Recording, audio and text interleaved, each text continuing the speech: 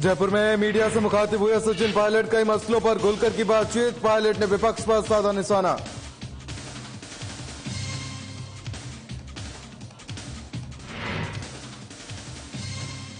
लक्ष्मणगढ़ पहुंचे विधायक गोविंद सिंह डोटासरा ने मिलन समारोह में की शिरकत। डोटासरा ने सुनी वार्डवासियों की समस्याएं।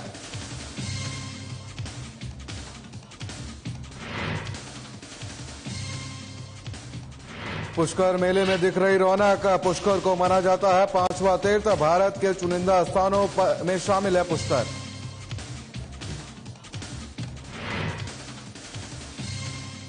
जयपुर में राष्ट्रीय पंचतत्व महोत्सव का आयोजन। महोत्सव में दी गई नाट्य बैले की प्रस्तुति।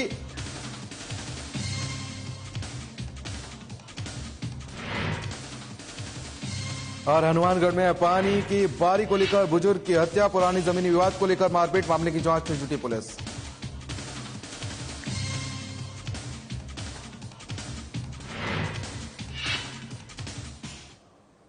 नमस्कार, राजस्थान की खबरों में आप सभी का स्वागत है और मैं हूं आपके साथ प्रियव्रत दीक्षित। चलिए एक बड़ी खबर के साथ बुलेटिन की शुरुआत कर लेते हैं। आपको बता दें कि राजस्थान के सीएम अशोक गहलोत का आज अलवर दौरा है और सीएम गहलोत देंगे खैरथल को सौगातें। ये बड़ी खबर इस वक्त की। आपको बता दें कि विभिन्न विकास कार्यों का आज उद्घाटन और शिलान्यास करेंगे।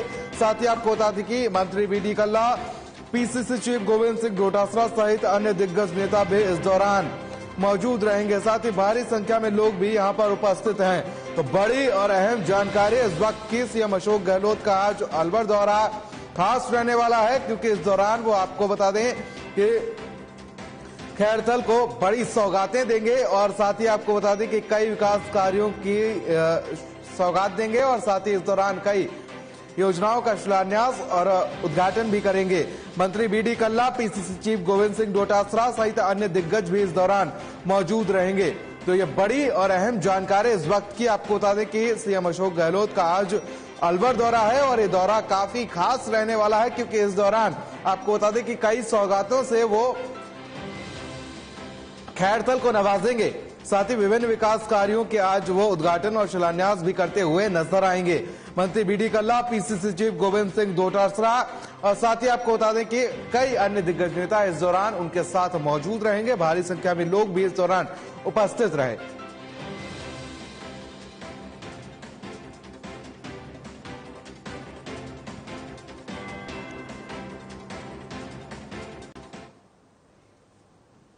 चलिए खबरों में आगे बढ़ेंगे और मीडिया से मुखातिब होते हुए सचिन पायलट ने आज कई मसलों पर खुलकर बातचीत की है। पायलट ने कहा कि कल प्रधानमंत्री यहां आए थे। हम सबको उम्मीद थी कि वे मानगढ़ धाम को राष्ट्रीय स्मारक का दर्जा देंगे, लेकिन ऐसा नहीं हुआ। ऐसा शायद इसलिए उन्होंने नहीं किया क्योंकि यहाँ कांग्रेस की सरकार है।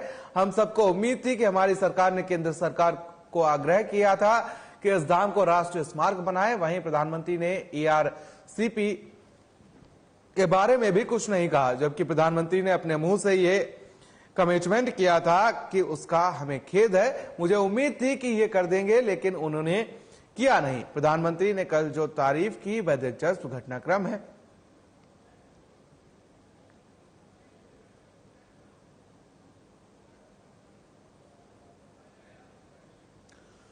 तो सचिन पायलट ने मीडिया से बातचीत करते हुए आपको बता दें कि बीजेपी सरकार और साथ ही प्रधानमंत्री नरेंद्र मोदी पर निशाना साधा है। और इस दौरान आपको बता दें कि उन्होंने कहा कि प्रधानमंत्री कल यहां आए थे और उनके दौरे को लेकर सबको बहुत उम्मीदें थी और इस दौरान पीएम मोदी लोगों की उम्मीदों पर खरा नहीं उतरे। और साथ ही उन्होंने कहा कि मानगढ़ धाम को राष्ट्रीय स्मारक का दर्जा देने को लेकर बात की गई, लेकिन ऐसा पीएम ने नहीं कहा। जोड़ो यात्रा भी आप जानते हैं पूरे देश में चल रही है और बहुत जल्द तेलंगाना आंध्र के बाद राहुल गांधी जी उस यात्रा को लेकर महाराष्ट्र में जाएंगे। संभवतः 7 नवंबर को वो यात्रा महाराष्ट्र में आएगी और भारत जोड़ो यात्रा से जो संदेश जा रहा है पूरे देश में वो एकजुटता का है, अहिंसा का है, आपस में प्यार मोहब्बत रखने का है। और देश में 70 साल से जो संवैधानिक संस्थाओं को हम लोगों ने सिंचित किया है, जो ताकतें आज दिल्ली में बैठकर उन संस्थाओं को खोखला करने का काम कर रही हैं, आपस में द्वेष की भावना फैलाई जा रही है, आपस में टकराव जो हो रहा है समाज के अंदर और एक कड़वाहट जो राजनीति में आई है, उसको परे हटकर सबको साथ लेकर चलने की जो कोशिश राहुल गांधी जी कर रहे हैं इस यात्रा के माध्यम से, उसको लोगों ने पसंद किया है। और दिसंबर के महीने में वही यात्रा मध्य प्रदेश होती हुई राजस्थान, झालावाड़, बारां और झालावाड़ के रास्ते राजस्थान में प्रवेश करेगी। और मुझे लगता है कि हम लोग पूरी तैयारी के साथ उस यात्रा को स्वागत करने के लिए हम तैयार हैं।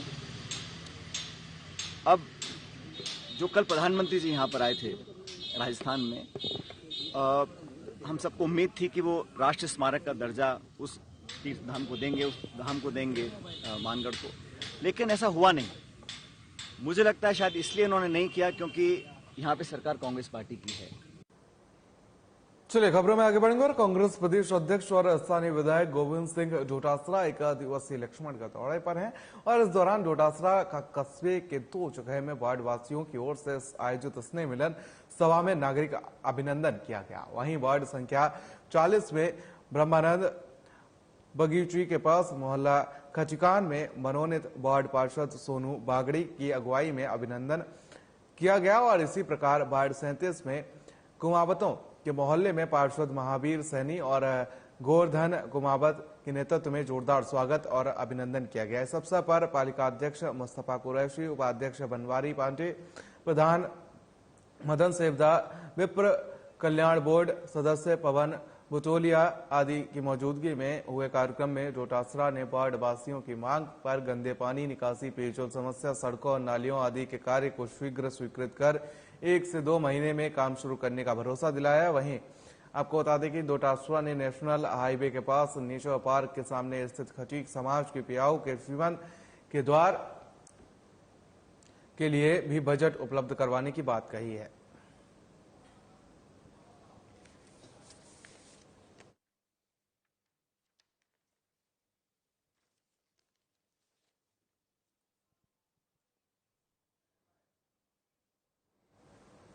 तो जयपुर से इस वक्त की बड़ी और अहम जानकारी सामने आ रही, जहां पर आपको बता दें कि भूमाफिया जो है वो बेलगाम होते हुए नजर आ रहे हैं। सांगानेर वाटिका रोड का ये पूरा मामला बताया जा रहा है, जहां पर जमीन, फ्लैट और विला के वसूले जा रहे हैं मनमाने दाम। साथ ही नियम के विरुद्ध ये निर्माण कार्य भी होता हुआ नजर आ रहा है। साथ ही आपको बता दें कि भोली भाली जनता की जेब पर डाका डाला जा रहा है। एक तरीके से अगर बात की जाए तो जयपुर से बड़ी और अहम जानकारी सामने आ रही, जहां पर शहर में भूमाफिया लगातार बेलगाम होते हुए नजर आ रहे हैं। और आपको बता दें कि सांगानेर वाटिका रोड का पूरा मामला बताया जा रहा है, जहां पर जमीन, फ्लैट और विला के वसूले जा रहे हैं मनमाने दाम।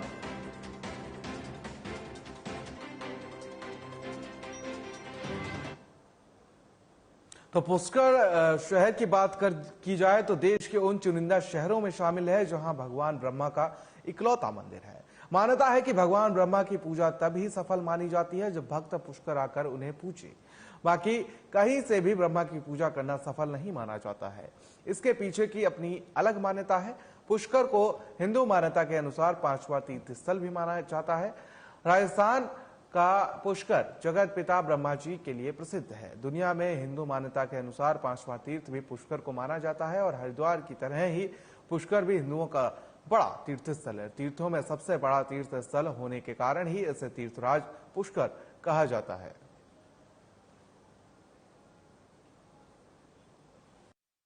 पुष्कर राजस्थान का एक सुंदर शहर है। पुष्कर अजमेर के पास स्थित है। अजमेर से करीब 15 किलोमीटर की दूरी पर स्थित है। पुष्कर शहर चारों तरफ से पहाड़ियों से घिरा हुआ है और यहाँ पर आपको बहुत सारे मोर देखने के लिए भी मिलते हैं। यहाँ पर ठंड के समय चारों तरफ कोहरा छाया हुआ रहता है। यहाँ पर आकर बहुत ही अच्छा लगता है। पुष्कर में घूमने की बहुत सारी जगह है।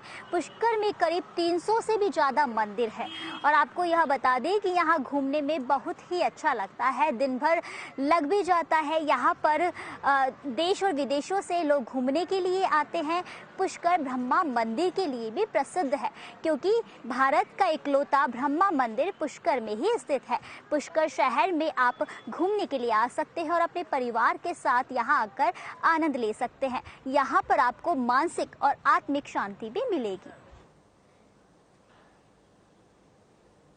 चलिए खबरों में आगे बढ़ेंगे और जयपुर के जवाहर कला केंद्र में आयोजित राष्ट्रीय पंचतत्व महोत्सव के पहले दिन नाट्य बैले की प्रस्तुति दी गई है और कार्यक्रम का आयोजन संस्कृति मंत्रालय, भारत सरकार, जवाहर कला केंद्र और ओरियन ग्रीन्स जयपुर के संयुक्त तत्वावधान में किया गया है। वहीं इस अवसर पर भोपाल से आए 14 कलाकारों ने पर्यावरण प्रदूषण से पशु पक्षियों के सामने पैदा होने वाले संकट को रंगायन सभागार में मंच पर जाहिर किया है और नाट्य के माध्यम से पर्यावरण और साथ ही पर्यावरणीय संकट की समस्याओं को लोगों से अवगत कराया है।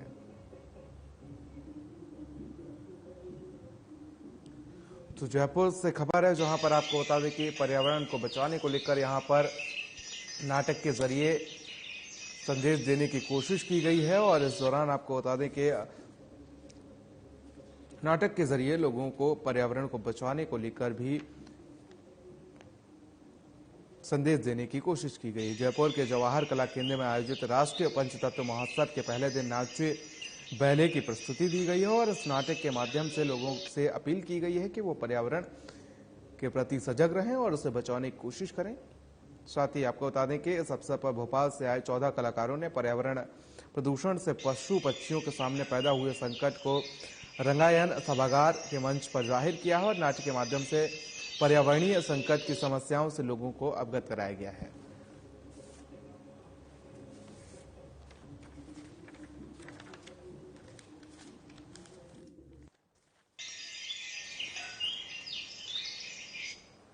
तो चित्तौड़गढ़ से इस वक्त की बड़ी और अहम जानकारी सामने आ रही, जहां पर आपको बता दें कि मां की ममता को तार-तार करने वाला मामला सामने आया है। चित्तौड़गढ़ की ये पूरी घटना बताई जा रही है और साथ ही आपको बता दें कि झाड़ियों में मिला नवजात का भ्रूण। साथ ही सूचना मिलते ही मौके पर पुलिस पहुंची है और झाड़ियों में टॉवल में लपेटकर फेंका गया था भ्रूण। तो वहीं 6 से 7 माह का यह भ्रूण बताया जा रहा है और पुलिस अब इस मामले में जांच में जुटी हुई है। तो चित्तौड़गढ़ से खबर है, जहां पर मां की ममता को तार-तार करने वाला मामला सामने आया है। चित्तौड़गढ़ की घटना बताई जा रही है, जहां पर झाड़ियों में नवजात का भ्रूण मिला है। तो वहीं पुलिस अब पूरे मामले में जांच में जुटी हुई है और 6 से 7 माह का यह भ्रूण बताया जा रहा है।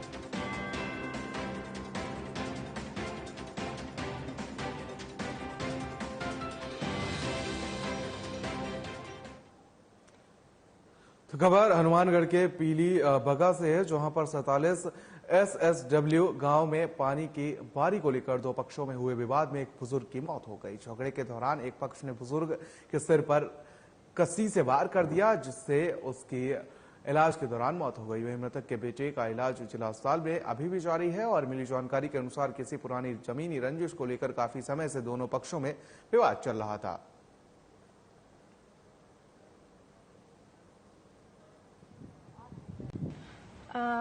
ये जो मृतक के जो बेटे हैं उसने FIR दर्ज करवाई है और उसमें उसका कहना है कि उसके चाचा और पिता के बीच कोई जमीन को लेकर के विवाद था। कल रात को उनकी कोई पानी की बारी थी, जिसमें मुलजिमों ने उनका पानी रोक करके और झगड़ा उनके साथ कारित किया और जो इसमें मृतक प्रीतम सिंह है और उसका भाई बेअंत और सतवंत सिंह वो मौके पर थे और उनके साथ मुलजिमानों ने कसिए से वार करके और चोट कारित की है।